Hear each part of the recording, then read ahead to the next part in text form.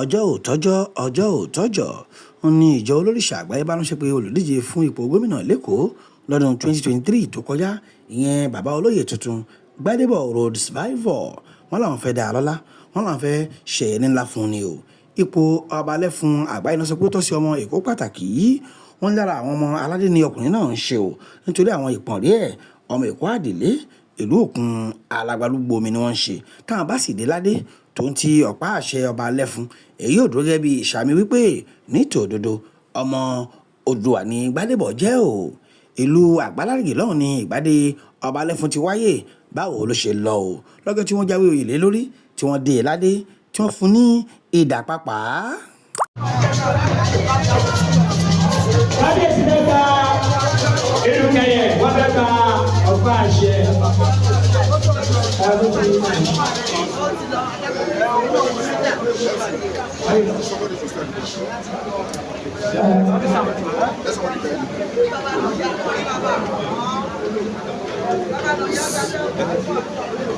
I beg.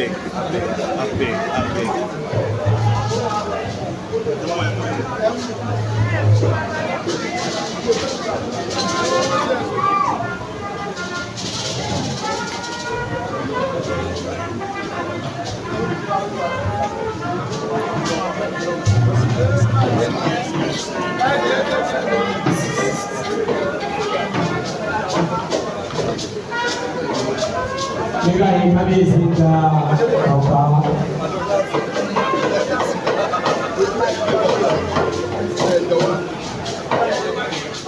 Ọjí àgbáyé máa múra sílẹ̀. Ọ̀jí ti dé, ìbọn ìjà wa ẹ̀ ti. Wọ́n yá tó 10,000 lówó ìjọba. Bóyá àlè mọ̀ mọ̀ látọ̀gbọ̀n pa. Orí àṣẹ ó dàbí lówó.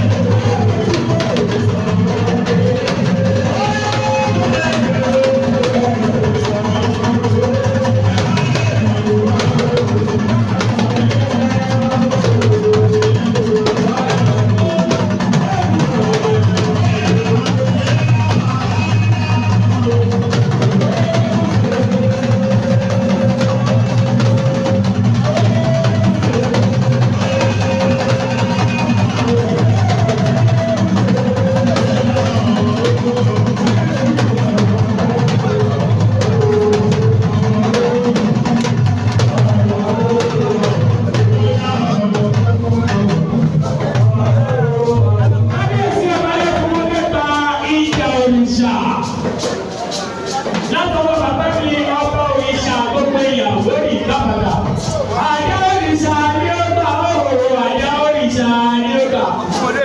Ọmọdé fún àjọ òrìṣà yóò gbà ó. Àjọ òrìṣà ni ó gbà. Àdàlá ọwọ́ rẹ̀ o, ọwọ́ rẹ̀ o, ọwọ́ rẹ̀ o, àjọ òrìṣà ni ó gbà ó. Àjọ òrìṣà yóò gbà ó. Àjọ òrìṣà yóò gbà.